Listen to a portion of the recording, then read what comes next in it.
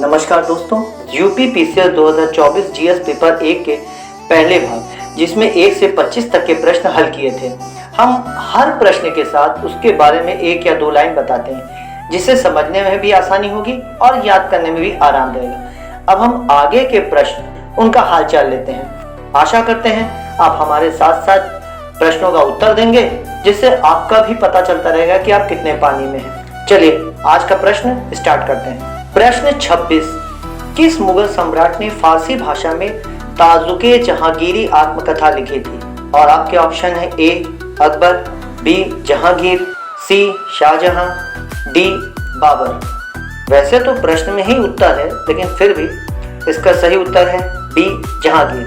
ताजुके जहांगीरी या जहांगीरनामा मुगल सम्राट जहांगीर की आत्मकथा है जो फारसी भाषा में लिखी गई थी। चलिए अब आगे चलते हैं। प्रश्न 27, भारतीय सरकार अधिनियम 1935 के किस विशेषता को भारत के संविधान में नहीं अपनाया गया? और आपके ऑप्शन है ए संघीय संरचना, बी द्वैध शासन प्रणाली, सी स्वतंत्र न्यायपालिका, डी सरकार की उत्तरदायित्व प्रणाली। और सही उत्तर है बी द्वैध शासन प्रणाली।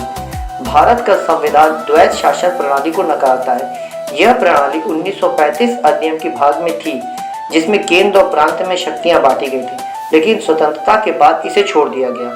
प्रश्न 28, पंचायती राज प्रणाली संविधान के किस अनुच्छेद में वर्णित है? और आपके ऑप्शन है ए अनुच्छेद 39, ऑप्शन बी अनुच्छेद 40, सी अनुच्छेद 50 या डी अनुच्छेद 42। और सही उत्तर है बी अनुच्छेद 40। भारतीय संविधान के नीति निर्देशक तत्वों के अंतर्गत अनुच्छेद 40 ग्राम पंचायतों की स्थापना को बताता है। क्वेश्चन की बात तुरंत ही जवाब दे देता हूँ मैं। समय बीच में अगर ज़्यादा लगाऊंगा तो हमारा वीडियो ज़्यादा बड़ा होगा। अगर हम बीच में 1 या 2 सेकंड का पॉज लेंगे तो हमारा वीडियो तो लंबा हो जाएगा, लेकिन मैं जहाँ 25 क्वेश्चन समझा पा रहा हूँ वहाँ शायद 10 या 20 ही बता पाऊंगा। जैसा आप लोग चाहें उसके हिसाब से मुझे कमेंट कर देंगे तो मैं आगे से प्रश्न के ऑप्शन के बाद बीच में पॉज लिया करूँगा। ठीक है, नहीं क्योंकि हमारे और आपके बीच में बात है। आप अपना जैसे मैं प्रश्न बोलता रहता हूँ आप फटाक से आंसर चूज कर लीजिए, नहीं है तो मैं तो बता ही रहा हूँ आपको। प्रश्न 29, भारत में प्रथम बार योजना आयोग की स्थापना कब हुई थी? और आपके ऑप्शन है ए 1947, बी 1948, सी 1950 या डी 1951। और सही उत्तर है ऑप्शन सी 1950। योजना आयोग की स्थापना 15 मार्च 1950 को की गई थी। ठीक, और अब प्रश्न चलते हैं 30 पे। नीति आयोग किसकी जगह बना? ऑप्शन है ए आर्थिक सलाहकार परिषद, बी योजना आयोग, सी वित्त आयोग, डी योजना विभाग। और सही उत्तर है बी योजना आयोग। नीति आयोग को 1 जनवरी 2015 को योजना आयोग के स्थान पर लाया गया है। अब चलते हैं प्रश्न 31 पर। भारत का पहला डिजिटल यूनिवर्सिटी कहाँ स्थापित हुआ? और आपके ऑप्शन है ए महाराष्ट्र, बी उत्तर प्रदेश, सी केरल या डी कर्नाटक। और सही उत्तर है सी केरल। केरल को गॉड्स ओन कंट्री भी कहा जाता है। ठीक है, केरल के तिरुवनंतपुरम में भारत की पहली डिजिटल यूनिवर्सिटी 2020 में स्थापित की गई थी। चलिए अब आगे चलते हैं प्रश्न 32 पे। प्रश्न 32, कुपोषण मुक्त भारत अभियान पोषण अभियान का उद्देश्य क्या है? POSHAN पोषण अभियान, इसका उद्देश्य क्या है? ऑप्शन है ए खाद्यान्न उत्पादन बढ़ाना, बी महिलाओं और बच्चों में पोषण सुधार, सी खाद्य निर्यात बढ़ाना या डी स्कूलों में भोजन वितरण। और सही उत्तर है बी महिलाओं और बच्चों में पोषण सुधार। यह मिशन 2018 में शुरू हुआ ताकि बच्चों, किशोरियों, गर्भवती महिलाओं को बेहतर पोषण मिल सके। अब चलते हैं प्रश्न 33 पर। ड्रोन शक्ति योजना किस क्षेत्र को बढ़ावा देती है? और आपके ऑप्शन है ए अंतरिक्ष, बी कृषि, सी रक्षा या डी ड्रोन और स्टार्टअप तकनीक। और सही उत्तर है डी ड्रोन स्टार्टअप तकनीक। यह योजना ड्रोन स्टार्टअप की सहायता देती है जिससे ग्रामीण और औद्योगिक क्षेत्र में ड्रोन का उपयोग बढ़ सके। चलते हैं प्रश्न 34 पे। भारत में गगनयान मिशन किससे संबंधित है? ये तो एकदम सरल है, मेरी समझ से आजकल न्यूज में है, सब लोगों को पता होगा, लेकिन फिर भी। और आपके ऑप्शन है ए चंद्रमा पर मानव भेजना, बी मंगल पर रोवर, सी पृथ्वी की कक्षा में मानव भेजना या डी अंतरिक्ष स्टेशन बनाना। और सही उत्तर है पृथ्वी की कक्षा में मानव भेजना, ऑप्शन सी। इसरो का पहला मानव युक्त मिशन है जो पृथ्वी के निचली कक्षा में लो अर्थ ऑर्बिट में मानव भेजेगा। नेक्स्ट क्वेश्चन पे चलते हैं। प्रश्न 35, अनंगताल झील हाल ही में चर्चा में थी, यह कहाँ पर स्थित है? और आपके ऑप्शन है ए दिल्ली, बी उत्तराखंड, सी मध्य प्रदेश, डी हिमाचल प्रदेश। और सही उत्तर है ए दिल्ली। अनंगपाल तोमर द्वारा बनाई गई यह ऐतिहासिक झील दिल्ली में है जिसे राष्ट्रीय विरासत घोषित किया गया है। अब चलते हैं प्रश्न 36 पर। ब्लू इकोनॉमी का संबंध किससे है? और आपके ऑप्शन है ए जल परिवहन, बी समुद्र संसाधन के सतत उपयोग से, सी नीलगिरी विकास योजना से, या डी समुद्री प्रदूषण से। और सही उत्तर है समुद्री संसाधन के सतत उपयोग से।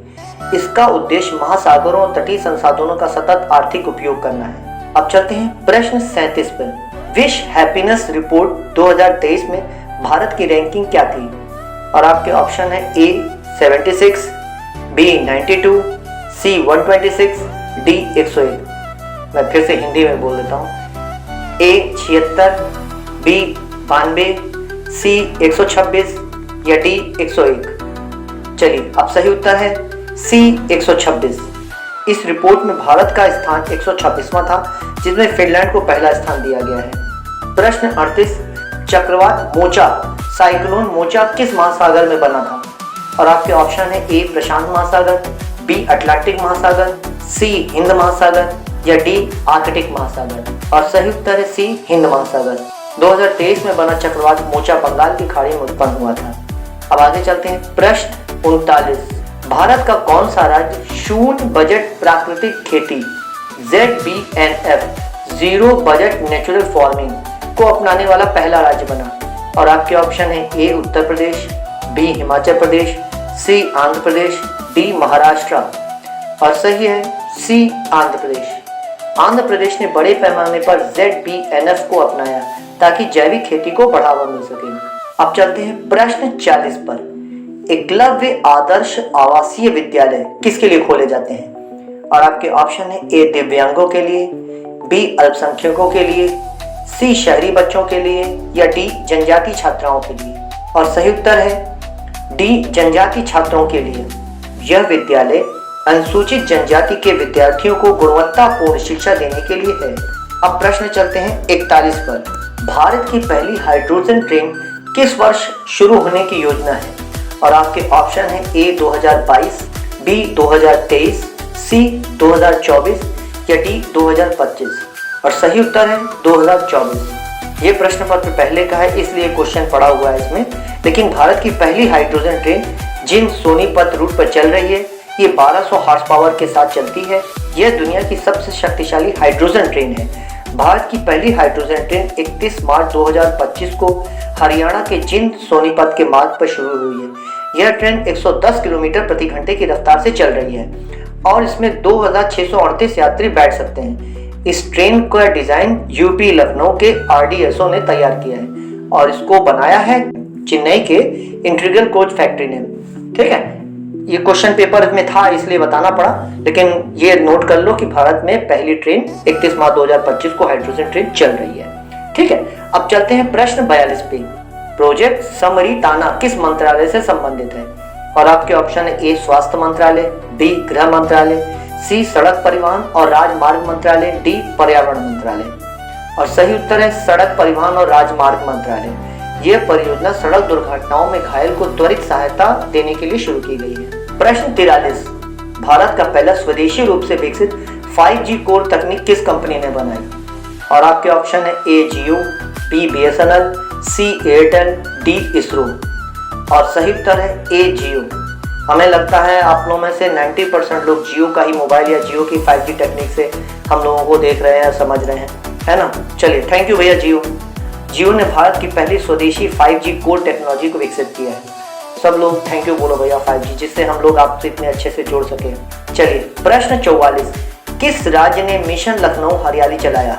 और अरे भाई, इसमें तो प्रश्न में ही उत्तर छुपा हुआ है। चलिए कोई बात नहीं, अब ऑप्शन शुरू करते हैं। Option A Uttar Pradesh, B Punjab, C Delhi, D Bihar. इसके ऑप्शन की तो जरूरत ही नहीं है, सही उत्तर है ए उत्तर प्रदेश। लखनऊ को हरा भर बनाने हेतु चलाया गया यह अभियान यूपी सरकार का प्रयास है। नेचुरली क्वेश्चन में ही आंसर है। चलिए प्रश्न 45, क्लाइमेट स्मार्ट फार्मिंग का उद्देश्य क्या है? ऑप्शन है ए केवल सिंचाई सुविधा, बी केवल बीज वितरण, सी जलवायु परिवर्तन के अनुकूल कृषि, या डी कृषि यंत्रों का वितरण। और सही उत्तर है सी जलवायु परिवर्तन के अनुकूल कृषि। यह कृषि तकनीक जलवायु के प्रभाव को झेलने में सक्षम होती है। अब चलते हैं प्रश्न 46 पे। प्रधानमंत्री शक्ति योजना का उद्देश्य क्या है? और आपके ऑप्शन है ए एआई के लिए डेटा सेंटर स्थापित करना, बी बिजली उत्पादन, सी बंदरगाह का नेटवर्क, या डी रेलवे नेटवर्क। और सही उत्तर है सी बंदरगाह नेटवर्क। यह योजना लॉजिस्टिक और पोर्ट कनेक्टिविटी को बढ़ावा देने के लिए है। अब चलते हैं प्रश्न 47 पर। नागरिक चार्टर किसका हिस्सा है? सिटीजन चार्टर किसका हिस्सा है? और आपके ऑप्शन है ए मौलिक अधिकार, बी न्यायपालिका, सी सुशासन, या डी संविधान। और सही उत्तर है सी सुशासन। यह एक प्रशासनिक दस्तावेज होता है जिसमें सेवाओं की गुणवत्ता और समय सीमा का विवरण होता है। चलिए अब आगे चलते हैं प्रश्न 48 पर। भारत का पहला नेट जीरो एनर्जी कैंपस कहाँ विकसित किया गया है? और आपका ऑप्शन है ए गुजरात, बी उत्तराखंड, सी मध्य प्रदेश, या डी केरल। और सही उत्तर है बी उत्तराखंड। IISWC देहरादून। यह संस्थान ऊर्जा का सारा उत्पादन स्वयं करता है और बाहरी स्रोत पर निर्भर नहीं रहता है। चलते हैं अब आगे चलते हैं प्रश्न 49। राष्ट्रीय शिक्षा नीति 2020 के अनुसार उच्च शिक्षा में कितने वर्षों का स्नातक कार्यक्रम प्रस्तावित है? और आपके ऑप्शन है ए 3 वर्ष, बी 4 वर्ष, सी 5 वर्ष, या डी 2 वर्ष। और सही उत्तर है बी 4 वर्ष। नई नीति के तहत बहुविकल्पी 4 वर्षीय स्नातक पाठ्यक्रम की व्यवस्था की गई है। चलिए भाई अब चलते हैं प्रश्न 50 पे। प्रश्न 50, बेटी बचाओ बेटी पढ़ाओ योजना का मुख्य उद्देश्य क्या है? और आपके ऑप्शन है ए लड़कियों को शिक्षा को बढ़ावा देना, बी लड़कों की शिक्षा को बढ़ावा देना, सी महिला सशक्तिकरण, डी उपरोक्त सभी। सही उत्तर है ए लड़कियों की शिक्षा को बढ़ावा देना। यह योजना का उद्देश्य लड़कियों के जन्म और शिक्षा को प्रोत्साहित करना है। चैनल को सब्सक्राइब करें जिससे सबसे पहले आप तक हमारे नए वीडियो की जानकारी पहुंचे। जिसने पहले जाना उसी को सबने माना।